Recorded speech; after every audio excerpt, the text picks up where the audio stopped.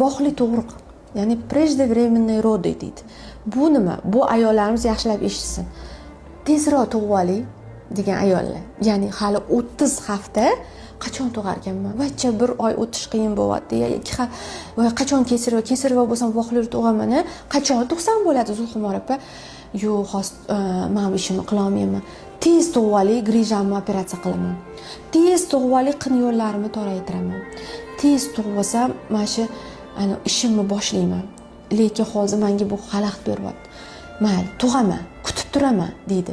Lekin ichidan shoshadi. Shu paytda bizani ong osti nima deydi? Demak, bu tug'ish kerak. Demak, biz tug'diramiz. O'shanda biz uziga tushganimizda bolani boshi tiqilib turibdi. Lekin hali srok kelmagan, bolani o'pkasi yetilmagan. Lekin tug'ruv boshlanmoqchi bo'ladi. Iltimos, shu fikrlaringlarni qo'yib turinglar, hamma ishlarni keyin qilasizlar. Naslajdatsiya qilish kerak. Homiladorlikdan to'g'ri qimirlash qiyin bo'ladi, lekin buni ham o'zi zavqi bor. Ya'ni siz bir umr homilador bo'lmaysiz. Har bitta kunga shukr qilib, bola bilan gaplashib, asalim, shakarim, men seni kutyapman. Faqat o'z vaqtida kelgin. Seni hammasi adinam, buyinam, dodinam, men ham kutyapman. Lekin sen shoshmagin. Boshi bilan dumbasi bilan turib qolgan bo'lsa, tezgina boshing bilan aylanib olgin. Chunki bola shunaqa gubka bo'ladi. Hamma narsani eshitadi, prosta faqat esdan chiqarib yuboradi.